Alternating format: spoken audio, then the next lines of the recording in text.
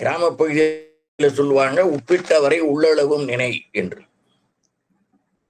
உண்ட வீட்டிற்கு ரெண்டக நினைக்க கூடாது. அதான் செய் நன்றி இருக்கு. இந்த பழமொழிகளை எல்லாம் நாம் நினைவில் கொள்ள வேண்டும். மூதுரை சொல்லுகிறது ஔவையாருடையது. நன்றி ஒருவர்க்கு செய்த கால் அந்நன்றி என்று தருங்கோள் என வேண்டாம். நின்று தளரா வளர்தெங்கு தாளுண்ட நீரை தலையாலே தான் தருதலா. அது என்னைக்காவது ஒரு நாள் கொடுக்கும். தன்னுடைய வேர் பகுதியில தேக்கி வைத்த தண்ணீரை நல்ல தண்ணியாக, இனிய தண்ணீராக, இளநீராக, தேங்காயாக அது ஒரு நாளைக்கு கொடுக்கும். அதனால நன்றி மறக்கப்படாதுன்னு அதுக்கு முன்னாலேயே ஆத்திசூடியில அந்த அம்மா சொல்லிட்டாங்க, நன்றி மறவேல். நீங்க ஆத்திசூடிய பாத்தீங்கன்னா அந்த 108 கட்டளையா தான் இருக்கும். அறஞ்சே விரும்பு, ஆறுவது சினம், இயல்வது கரவேல், நன்றி மறவேல், எல்லாமே ஆணைதான். பாட்டி கொடுக்கிற ஆணையை நாம கடைபிடிக்கணுங்கிறது தான் எல்லாம் ஆணையாக சொன்னாங்க. செய்த நன்றி திணைத்துணை நன்றி, நன்றி மறப்பது ஒன்று நன்று என வந்துள்ள 10 குறள்கள்ல 10வது குறள்ல தான் செய் நன்றி என்கிற சொல் வருகிறது. செய் நன்றி என்கிற சொல் வருகிறது. மற்ற இடங்கள் எல்லாம் நன்றி என்றும் உதவி என்கிற சீரைத்தான் சேர்த்திருக்கிறார்.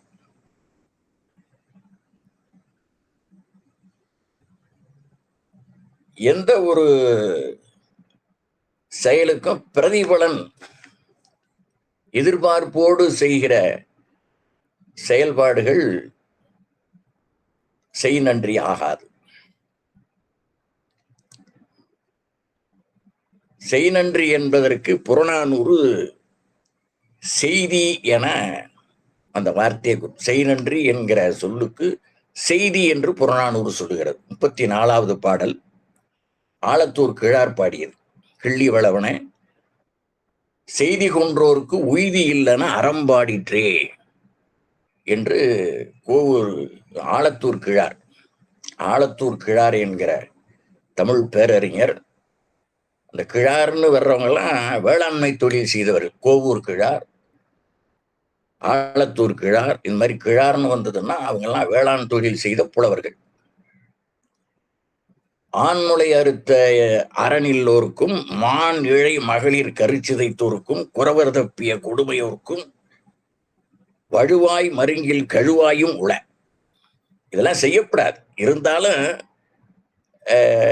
நிலம்புடை பெயர்வதாயினும் ஒருவன் செய்தி கொண்டோருக்கு உய்தி இல்லைன என்று செய் நன்றி. ஒருத்தன் செய்த நன்றி மறந்தா அதுக்கு அவன் தேரமாட்டான், கடை தேரமாட்டான்னு அர்த்தம். இன்னும் கிராம வழக்கில் உருப்பிட மாட்டான்னு சொல்லுவாங்க. அதனால உருப்பிடுவதற்கு வழி வேணும்னா அவங்க மேலெல்லாம் நன்றி உடையவர்களாக இருக்கணும். மேலே சொன்ன 3 குற்றங்களும் குற்றங்கள் தான்.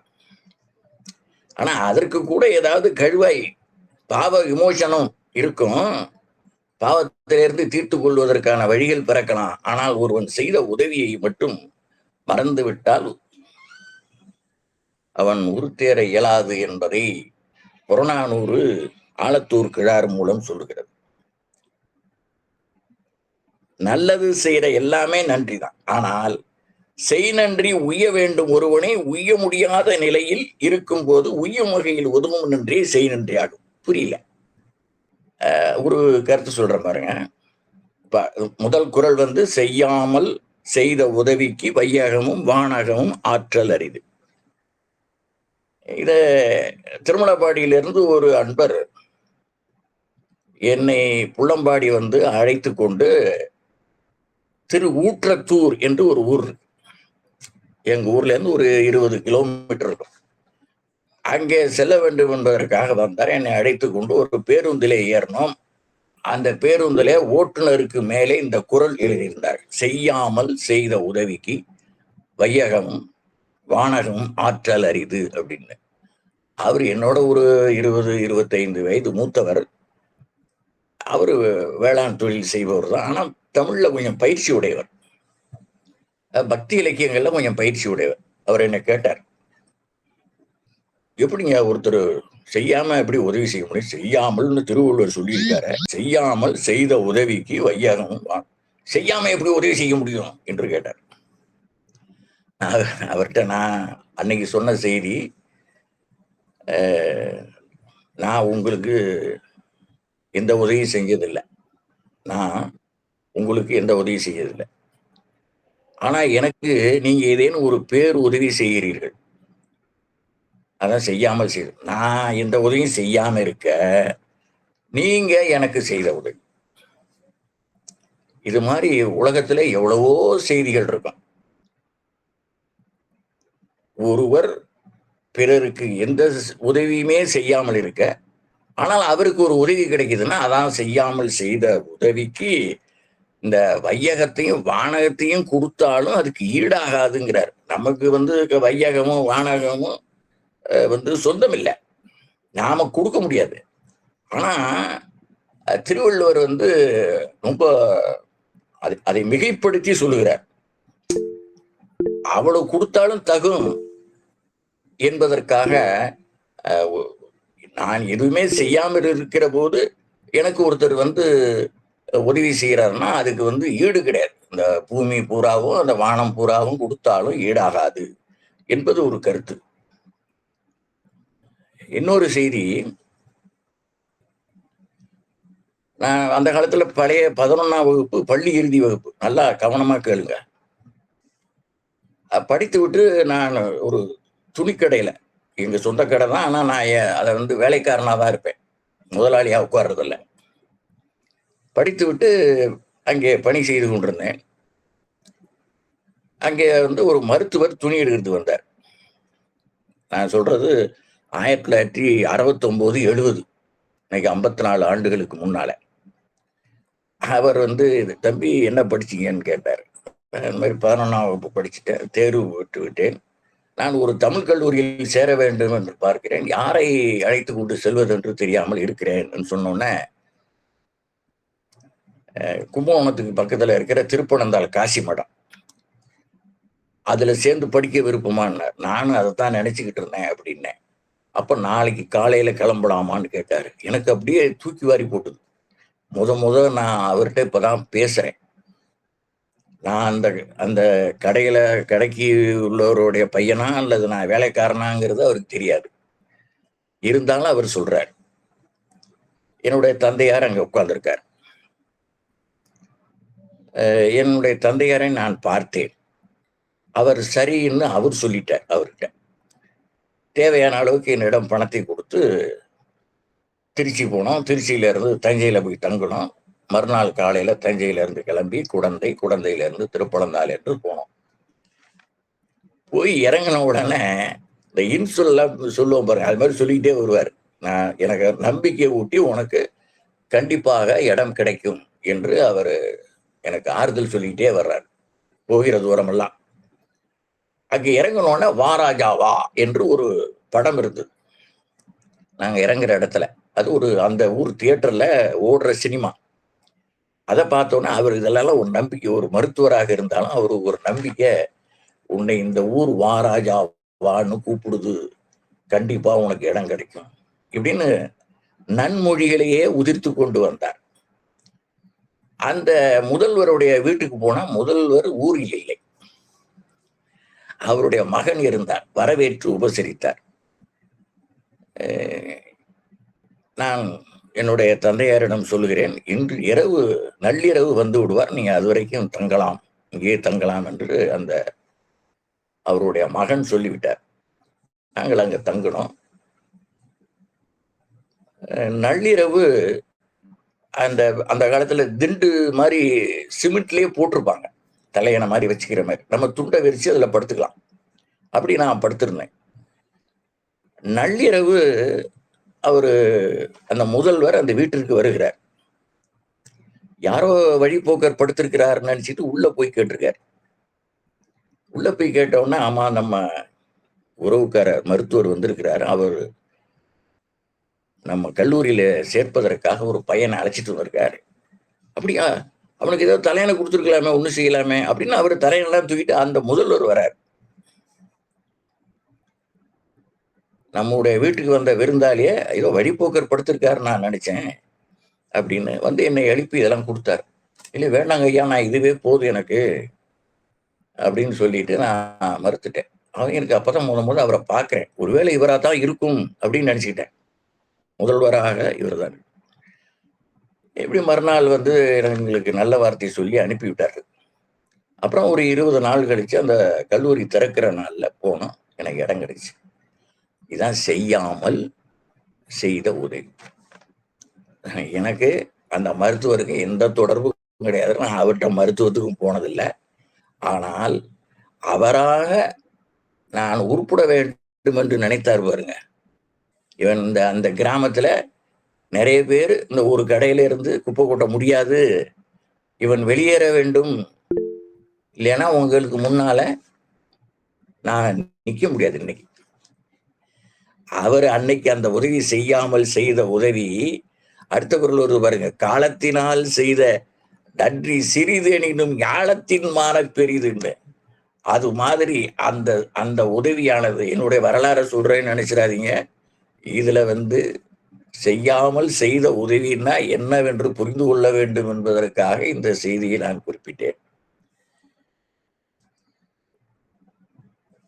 அடுத்து காலத்தினால் இது மீண்டும் பாருங்க, செய்யாமல் செய்த உதவிக்கு வையகமும் வானகமும் ஆற்றல் அரிது.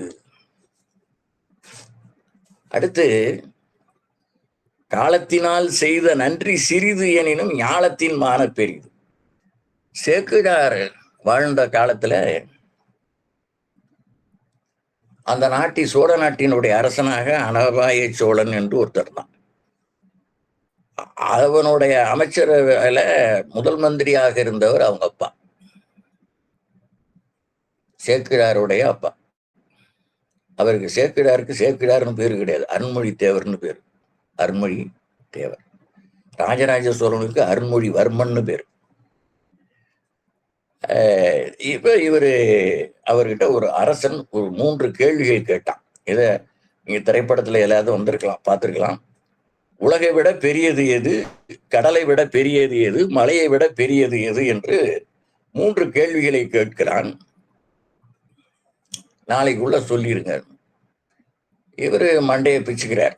வீட்டுல போய் ரொம்ப சோகமா உட்கார்ந்துருக்கார். அவருடைய மகன் அருண்மொழி தேவன், பின்னால அவருக்கு சேக்கிழார்னு பேர். என்னப்பா ரொம்ப கவலையோட உட்கார்ந்துருக்கீங்க, உங்களுடைய மனக்கவலைக்கு என்ன காரணம் என்று கேட்கிறான். இது சிறுவனிடம் என்னத்த சொல்றது அப்படின்னு மீண்டும் மீண்டும் வற்புறுத்தி கேட்டவுடன், இது மாதிரி அரசன் 3 கேள்வி கேட்டிருக்கிறார், அந்த கேள்விக்கு விடை தெரியாமல் நான் வீழ்த்திக் கொண்டிருக்கிறேன் என்று சொல்லுகிறப்போ, என்ன கேள்வி என்று சொல்லுங்கள் என்று 3 கேள்விகள் கேட்டிருக்கார். என்ன கேள்வி? உலகை விட பெரியது எது, கடலை விட பெரியது எது, மலையை விட பெரியது எது என்று. அது திருக்குறள்ல இருக்குதே. நான் வேண்டுமானால் நாளை சென்று மன்னரிடம் சொல்லுகிறேன் என்று சொன்னவுடன் அவருக்கு தூக்கி வாரி போட்டது. இளம் பாலகன் சொன்ன ஒரு வினாடியிலேயே அதை புரிந்து கொண்டு அதற்கு திருக்குறளில் விடை இருக்கிறது என்று சொன்னால், அவனுடைய கேள்வி ஞானம், அவனுடைய உள்ளே இருக்கிற அறிவானது எப்படி ஊற்றுவோல் வருகிறது. இதான் தம்மின் தம்மக்கள் அறிவுடைமை. என்னால படிச்சோம் இல்லையா? தம்மின் தம்மக்கள் அறிவுடைமை மாநிலத்து மண்ணுயிர்க்கெல்லாம் இனிது. எப்படியெல்லாம் அந்த அந்த பாலகனுடைய அறிவு உலகத்துக்கு பயன்பட போகிறது என்பதை எண்ணி எண்ணி வியக்கிறார் அவருடைய தந்தை. மறுநாள் சேக்கிழார் போகிறார் உள்ளே. அங்கே இருக்கிற காவலர்கள் வியக்கிறார்கள். உங்க அப்பா அவரோட பையங்கிறது தெரியும், முதலமைச்சரோட பையன் என்பது தெரியும். உள்ளே அனுமதிக்கிறார்கள். உள்ளே இருக்கிற சேவகன், அந்த புலவர் குழு கூடியிருக்குது. அங்கே உள்ளே சென்ற அந்த காவலர், சேக்கிழார் இன்னும் வரவில்லையே என்று அவர்கள் பேசிக் கொண்டிருக்கிற போது, சேக்கிழாருடைய அப்பா, அவர் பேர் தெரியல எனக்கு, வந்திருக்கிறாரா, பையன் தான் வந்திருக்கிறாருன்னு சொன்னோன்னே அவன் அனுப்புங்கிறார். உள்ளே வருகிறார். என்னப்பா உங்க அப்பாவை காணா, நீ வந்திருக்கிற அப்படின்னு. இது ஒரு எளிமையான கேள்வியை கேட்டிருக்கீங்க, அதுக்கு நான் பதில் சொன்னா போதும் என்று நானே வந்து விட்டேன். உனக்கு தெரியுமா என்று அந்த அரசன் ஆச்சரியப்படுகிறான். அவனுடைய வியப்பு எல்லை மீறி விட்டது. சரி சொல்லு என்று சொன்ன உடனே இந்த குறளைத்தான் சொல்றான். காலத்தினால் செய்த நன்றி சிறிது சிறிது எனினும் ஞாலத்தின் மாலப்பெரு. ஞாலம்னா உலகம். இந்த உலகத்தை விட யார் ஒருவனுக்கு என்ன தேவையோ வேண்டுங்காலத்து வேண்டுவ செய்தல், வேண்டுமென கேளாமலே வேண்டும் காலம் அறிந்து வேண்டுகிறவற்றை செய்கிற நிலை இருக்கிறதே, அதுதான் காலத்தில் செய்தல். நமக்கு எது தேவையோ அதை அந்த நேரத்தில் கொடுக்கணும். அதுதான் காலத்தினால் செய்த நன்றி. நன்றினாலும் உதவினாலும் பொருள் ஒன்று என்பதை நாம முன்னாலே மக்கட்பேர்ல பார்த்துருக்கோம். காலத்தினால் செய்த நன்றி சிறிது எனினும் ஞாலத்தின் மான பெரிது. ஞாலம் என்பது உலகம். இதான் உலகத்தை விட பெரியது. இரண்டாவது கேள்வி என்ன? நமக்கு அடுத்த குறளாகவே வருகிறது. பயன்தூக்கார் செய்த உதவி நயன்தூக்கின் நன்மை கடலின் பெரிது. பயன் கருதாமல் நாம செய்கின்ற உதவி, நாளைக்கு ஏதாவது நமக்கு பண்ணுவான் அப்படின்னு நினைக்காமல் கொடுக்கிற உதவி இருக்கிறதே, அதான் பயன்தூக்கார் செய்த உதவி. நயன் தூக்கின், அதை ஆராய்ந்து பார்த்தால் அதனுடைய நன்மை பறந்து விரிந்த இந்த கடலை விட பெரியது என்று இந்த 103வது குறளை சொல்லுகிறார். அடுத்து மலையை விட பெரியது எது என்று நம்ம அடக்கமுடைமையில பார்க்க போகிறோம். 124வது குறள், 13வது அதிகாரத்துல 4வது குறள்.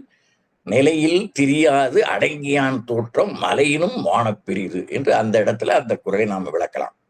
இப்போ நம்ம 102ம் 103ஐயும் பார்க்கிறோம்.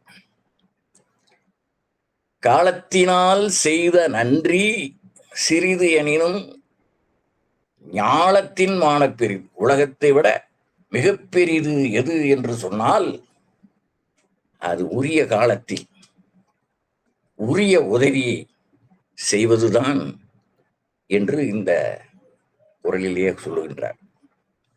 அடுத்து 3வது, பயன்தூக்கார் செய்த உதவி நயன்தூக்கின் நன்மை கடலின் பெரிது. புறநானூர்ல 134வது பாடல். இம்மை செய்தது மறுமைக்காமேனும் அறவிலை வணிகன் ஆய் அலன். ஆய் அண்டிரன் என்று அவனுக்கு பெயர். ஆய் அலன்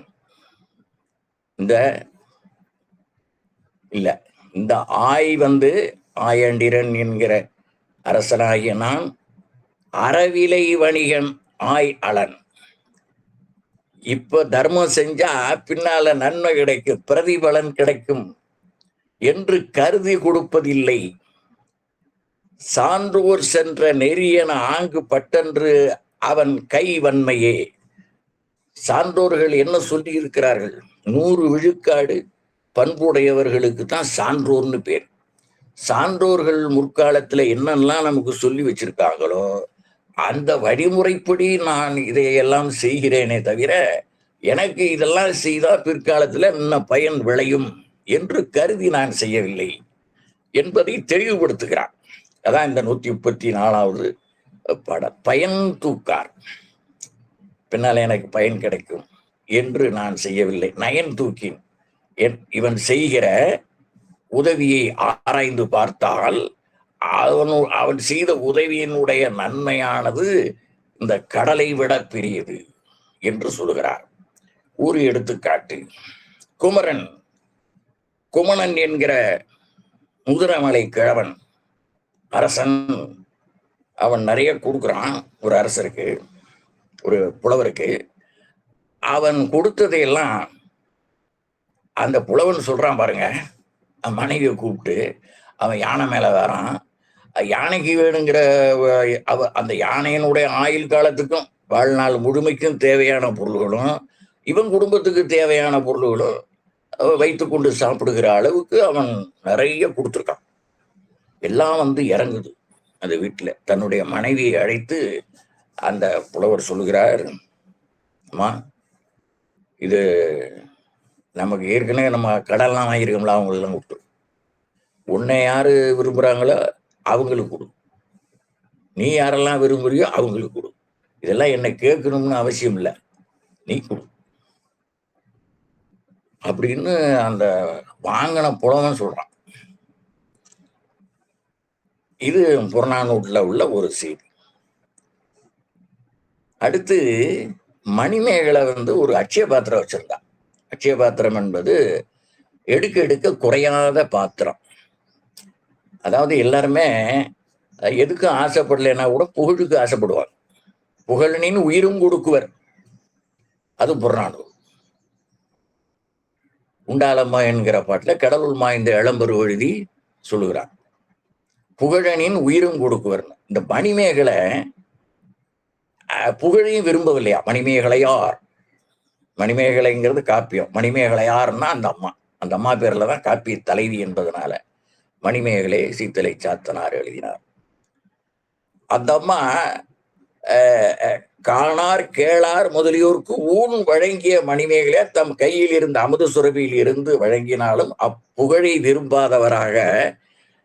இது இந்த பாத்திரம் யாரு கொடுத்தது தெரியுமா? ஆபுத்திரன் கொடுத்தது. ஆபுத்திரன் இந்த இந்த நற்செயலை செய்து கொண்டிருந்தான். பசிப்பினி உடையவர்களுக்கெல்லாம் செய்து கொண்டிருந்தான். ஒரு காலகட்டத்திலே அந்த பஞ்சம் நீங்கியதுனால அந்த பாத்திரத்துக்கு வேலை இல்லாம போச்சு. அத நீர்நிலையில தூக்கி போட்டு போயிட்டான். அதுதான் அந்த அம்மாவுக்கு கிடைச்சது. இந்த வரலாறு தெரிந்ததுனால அந்த அம்மா நான் கொடுக்கிறேன் என்று, மணிமேகலாகி நான் கொடுக்கிறேன் என்று சொல்லாமல், அந்த புகழையும் தான் ஏற்றுக்கொள்ளாமல் இது ஆபுத்திரனுடைய பாத்திரம் என்று சொல்லுகிறோம். இதான் பயன் தூக்கார். அந்த இப்ப என்ன பண்ணுவான், வேற உணவு செஞ்சதை தான் செஞ்ச மாதிரி இந்த சோடனை பண்ணிக்குவான், தானே செஞ்ச மாதிரி. அது ஒரு நாள் வெளிச்சத்துக்கு வருகிற போது அவனுடைய குட்டு வெளிப்பட்டுரும். அது மாதிரிலாம் செய்யாமல் உண்மையாக செய்ய வேண்டும். புகழையும் விரும்பாதவராக அந்த மணிமேகலையார் இதுதான் நம்ம இலக்கியங்கள் நமக்கு கற்பிக்கின்ற பாடங்கள். இதெல்லாம் அதாவது கற்றல் என்பது நாம் சான்றோர்கள் சொல்லுகிற செய்திகளில் இருந்து நம்முடைய வாழ்வியல் நெறியாக பின்பற்றப்பட வேண்டும் என்பதனாலேதான் நாம் இலக்கியங்களை கற்கிறோம். ஆனால் கற்பது வேறு, நடப்பது வேறாக இருந்தால் அதிலே எந்த விதமான பயனும் இல்லை. நாம் வாழ்வதிலே பயனில்லை என்பதனாலே இவ்வளவு தூய்மையாக இல்லாவிட்டாலும் கூட நாம் செய்கிற நன்மைகள் தொடர்ந்து கொண்டே இருக்க வேண்டும் என்பதுதான் கருத்து. கீதையில ஒரு தொடர் வரும், உயிரோட்டமான கருத்து. பிரதிபலன் எதிர்பாராமல் செய்ய வேண்டும் என்பதற்காக அந்த கருத்து கடமையை செய், பலனை எதிர்பாராதே. இதை ஒருத்தர் மேடையில எல்லாம் முழங்குவார். ஆனா அவர் படிச்சிருக்காரே தவிர அவர் இதனுடைய உள்ளார்ந்த கருத்தை அறியாதவராய் அவர் என்கிட்ட ஒரு முறை கேட்டார், ஒரு 30 ஆண்டுகளுக்கு முன்னால. அது எப்படி பலனை எதிர்பாராம நம்ம கடமையாற்ற முடியும் அப்படின்னு கேட்டாரு. எனக்கு தூக்கி வாரி போட்டுது. ஏன்னா பொழுதுனைக்கும் இவர் பாரதமும் பாகவதமும் சொல்றாரு. இதுவும் அதுல உயிரோட்டமான பல கருத்துக்கள் இருக்கின்றன. அதாவது சென்றிடுவேர் 8 திக்கும் கலை செல்வங்க யாவும் குணர்ந்துங்க சேர்ப்பீர்னு நம்ம பாரதியார் சொன்னார் இல்லையா? அது மாதிரி எங்கெங்கெல்லாம் நல்ல கருத்துக்கள் இருக்கின்றனோ அவற்றையெல்லாம் நாம் எடுத்துக்கொள்ளணும். அது வேற்றுமொழியில் உள்ளது என்பதனால அதை நம்ம தவிர்த்து விட முடியாது. நம்மகிட்ட அந்த கருத்து இருக்குது, திருக்குறள்லையும் இருக்குது. ஆனால் இது 2 சொல்லுல வருது, கடமையை செய், பலனை எதிர்பாராதே. அந்த தொடர்ல மிகப்பெரிய உயிரோட்டம் இருக்கிறது. அந்த பலன் எதிர்பாராதேன்னா உனக்கு பலன் பின்னால கிடைக்கும், ஆனா எதிர்பார்த்துக்கிட்டே இருக்கக்கூடாது. அதுதான் நான் இவ்வளவு செஞ்சுக்கிட்டு இருந்தேன், எனக்கு இன்னும் ஒன்றும் நடக்கலையே அப்படின்னு எதிர்பார்க்க கூடாது. நீ எதிர்பாராமல் இருந்தால்தான் அது உனக்கு நடக்கும். அணுகி போனால் விலகி போகும், விலகி போனால் சேமையாகும் என்று ஒரு கருத்தை ஒரு திரைப்படத்துல ஏபி நாகராஜன் வச்சிருப்பார். 7 கான்செப்ட் வச்சிருப்பாரு. அதுல 2, எதையும் விரும்பி போனா அது விலகி போகும், விலகி போனா விரும்பி வரும் என்பது கருத்து. ஆனால் நாம் எதிர்பார்த்து கொண்டிருந்தால் காலதாமதமாகத்தான் நடக்கும். ஒரு ஒரு அம்மையார் என்கிட்ட கேட்டாங்க, நீங்க இவ்வளவு நியாயம் பேசுறீங்க, இவரு இவ்வளவு கொள்ளை அடிச்சிருக்காரு, அவருக்கு ஒண்ணுமே நடக்கலையே, அவரும் குப்பை கூட்டிட்டு தானே இருக்கிறாரு, நல்லா இருக்காரே அப்படின்னு. எத்தனை வருஷம் அவரோட பழகுறீங்கன்னு கேட்டேன். 20 ஆண்டுகளா அவர்கிட்ட நான் வேலை செஞ்சேன் அப்படின்னாங்க. நீங்க எதிர்பார்த்துக்கிட்டே இருக்கிறீங்க, அவருக்கு இன்னும் ஒன்றும் நடக்கலையே, இவ்வளவு தப்புகள் செய்திருக்கிறாரேன்னு நீங்க அவருக்கு எப்ப நடக்குன்னு எதிர்பார்த்துக்கிட்டே இருக்கிறீங்க போல இருக்குது. கண்டிப்பா நடக்கும். அவரவர் வினையை அவரவர் துய்த்தே ஆக வேண்டும். அதனால நீங்க அதை பத்தி எல்லாம் கவலைப்படாதீங்க. அதுக்கு நம்முடைய அறக்கடவுள் இருக்கிறார். உள்ளே ஒரு கடவுள் இருக்கிறார், கூட ஒரு கடவுள் கூடவே நம்ம செலுத்துவார். நாம என்னென்ன பண்றோமோ ஒவ்வொரு வினாடியிலே லட்சம் மடங்கு ஒரு கூறு போட்டாலும் அந்த கூரை கொண்டு அவர் பார்த்து கொண்டே இருக்கிறார் அறக்கடவுள். அதனால இவன் எவ்வளவு அதிகமா தப்புகள் பண்ற வரைக்கும் விட்டு அதுக்கு ஏற்ற வினையை அனுபவிக்க நேரும். அதனால நீங்க இனிமே இந்த வினாடியோட விட்டுருங்க. அவருக்கு இன்னும் கெடுதல் நடக்கலையேன்னு சந்தேகப்பட வேண்டாம், ஐயப்பட வேண்டாம். அருள் கூர்ந்து இனிமே அதை நினைக்காம உங்க வேலையை மட்டும் நீங்க பாருங்க. அது காலத்துல என்ன செய்யணுங்கிறது அறக்கடவுளுக்கு தெரியும். நம்ம இட்டு செல்பவர், ஒவ்வொரு உயிரையும் விட்டு செல்பவர் அறக்கடவுள். அதனாலதான் இந்த அறம் சார்ந்த இந்த நூலை நாம் கையில் எடுத்திருக்கிறோம். அடுத்து, திணை துணை நன்றி செய்யணும், பனைத்துணையா கொள்வர் பயன் தெரிவார் அப்படின்னு 4வது குறள் வருகிறது. அதான இதுல நான் புலனத்தின் வழியாக ஒரு 5 திங்களுக்கு முன்னாலே ஒரு அரசாங்கத்துக்கு ஒரு ஆலோசனை சொல்லி போட்டேன். 150 நாள்ல 150 பேர் தான் பார்த்திருக்காங்க. அதுல என்ன பலன்னா, அதுல ஒரு 4 மணித்துளிகள்ல 2 பகுதியா கொடுத்துருக்கிறேன், பேசியிருக்கேன் யூடியூப்ல. இந்த பனையினால் நமக்கு ஒரு உடனடியாக 5 லட்சம் பேருக்கு 500 100,000 பேர்களுக்கு வேலை கிடைக்கும். 500 100,000 குடும்பங்கள் முன்னேறும். இதனால் நமக்கு கிடைக்கிற வருமானம் மிகுதியாக கிடைக்கும். அரசாங்கத்துக்கு வரியாக 1 லட்சம் கோடி 100,000 கோடி நம்முடைய கடனை எல்லாம் அடைத்து விடலாம் என்பதையெல்லாம் புள்ளி விவரத்தோடு அந்த 8 மணித்துளிகள்ல 2 பகுதியா போட்டிருக்கேன். நல்லது நடக்கணும், எல்லோரும் நலமாக இருக்க வேண்டும் என்பதற்கு இந்த பனை உதவும் என்பதனால அந்த பனை மரத்தை பற்றி தெளிவாக 8 மணித்துளிகளிலே, சில பேர்த்துக்கு போர் அடிக்குதுமாங்க 8 மணித்துளி, அதனால 2 பகுதியா போட்டிருக்கேன். நீங்க முதல் பகுதியை கேட்டோன்னா 2ஆம் பகுதியை கேட்கணும்னு தூண்டும். அந்த 2ஐயும் கேளுங்க, பலருக்கும் அறிவிங்க. திணை துணை நன்றி செய்யணும், துணையா கொள்வர் பயன் தெரிவார். ஒரு மனிதன் நமக்கு திணை அளவு, திணை என்பது மிகச்சிறிய, அதாவது நவதானியங்கள் என்று சொல்லுவார்கள். நவதானிய மண்டி என்று எல்லா ஊர்கள்லையும் வச்சிருப்பாங்க. அதுல நவதானியங்கள்ல ஒன்று திணை. திணை என்பது மிகச்சிறியது, மலைப்பகுதிகளிலே விளைவது, முருகனுக்கு ஏற்றது. அதனால திணை துணை நன்றி செய்யணும். அவ்வளவு சின்ன உதவி செய்தாலும் அந்த உதவியை, பனை மரம் எவ்வளவு உயரம் இருக்கிறதோ அவ்வளவு உயரம் அப்படியே திணையை அடுக்கிட்டே போனா எத்தனை மூட்டை திணையை நாம் கொட்ட வேண்டுமோ அவ்வளவு பெரிதாக நம்முடைய மனமானது பனையளவு நன்றி உடையவராக இருக்க வேண்டும் என்பதை இந்த குறளிலே சொல்லுகிறார்.